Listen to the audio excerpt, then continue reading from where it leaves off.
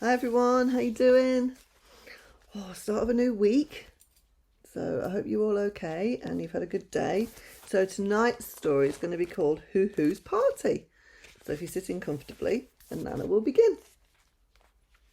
Hoo Hoo the owl was very hungry. He hadn't caught a mouse or a rabbit in a week, although he had tried very hard every night. Whatever should he do? He sat in his hollow tree and thought hard, and then a wonderful idea came to him. I will give a party, he said to himself, and I'll ask Whiskers the mouse, Tailor the rat, Soft Ears the rabbit, Singer the nightingale, Modi the mole, and Frisky the squirrel. Ha ha ha, hoo hoo hoo. So he sent out his invitations, and this is what the card said. Hoo Hoo the owl invites Whiskers the mouse to a party on the next full moon night in the hollow tree. He sent the cards, each with the name of the person written on it, to Whiskers, Tailor, Soft Ears, Singer, Mowdy, and Frisky, and then he waited for the answers. Whiskers the mouse was delighted. He'd never been to a party in his life, so he accepted gratefully. Tailor the rat was always hungry, and he thought of a party made him joyful. He thought that he would get there early and eat a lot, so he accepted too. Soft Ears the rabbit read his invitation over and over again very proudly. He'd only been once to a party, and it had been so lovely that he'd always wanted to go to another, so he accepted the invitation. And he wrote a neat little answer. Singer the nightingale felt quite certain that she had been invited because of her lovely voice. I expect they will ask me to sing, she thought. That will be nice, for they will all praise my beautiful voice. So she accepted too and sent her answer along the same day.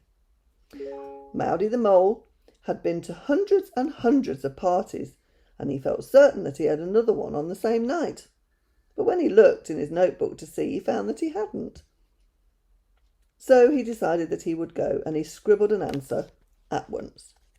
Frisky the squirrel read Ho-Ho's card carefully, and then he read it again. And then he read it for a third time.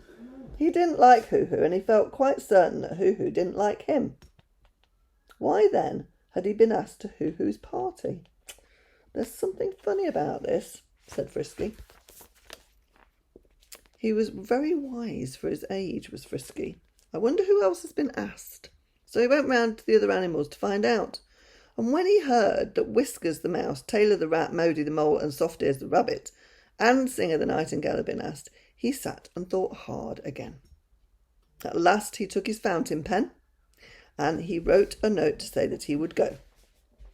Then he went round to all the others and said that he would call for them on the party night, and would they please be ready before the moon was up. But why? They asked.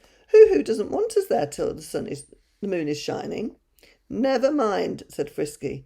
You do as I tell you, and you'll be glad afterwards. So on the party night, everyone was ready for the moon was up, and the woods were all in darkness, and Frisky went quietly round to Whiskers, Tailor, Soft Ears, Singer, and Mowdy. We will all go to the hollow tree and peep inside it to see what Hoo Hoo the owl has got for the party, said Frisky. But we won't go in by the front way. I know a little hole at the back, and we will peep in there, so that Hoo Hoo won't see us. So they all set off together, and they didn't make a scrap of noise. Soon they came to a hollow tree, and Frisky led them round to the little hole at the back, and they all peeped through. Just then the moon came up, and the little guests could see inside quite plainly. And to their very great astonishment, there was nothing to eat at all. Not a single thing. There was a big dish, quite empty, and 5 empty plates. Good gracious, whispered Mowdy. This is a funny sort of party. Where are all the cakes and jellies and things? Shh, said Frisky. Can't you hear someone coming? The animals all listened and looked, and whatever do you think they saw? Why, Hoo Hoo the owl coming into the hollow tree with 4 of his friends, all owls like himself. Sit down, he said. Our dinner will be here soon. We have only got to wait. I do hope you'll enjoy the party. The owls all sat down and waited. The little creatures outside hardly dared breathe. They suddenly knew what the dinner was. It was themselves. Then one by one they crept away to their homes. Whiskers went to his hole, Tailor went to his, and Soft Ears scampered into his burrow, and Singer flew to her bush. Modi went to his nest, and only Frisky was left. He wasn't afraid of Hoo-Hoo, and he kept his eye on the hole in the tree to see what would happen. The owls waited, and waited, and waited, but of course their dinner didn't come. It had all gone home long ago. The four owls flew at Hoo-Hoo in a rage and pecked him hard until he hooted in fright. And then they flew out of the hollow tree in a temper and left Hoo-Hoo by himself.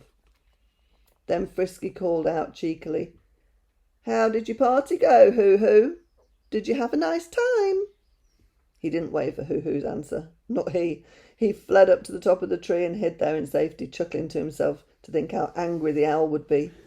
So he was, and he never gave a party again in all his life. That's not a very nice party to give, is it, when you're the dinner? Wow. So that was Hoo-Hoo's party. So I hope you enjoyed that, and I will be back tomorrow to read you another story.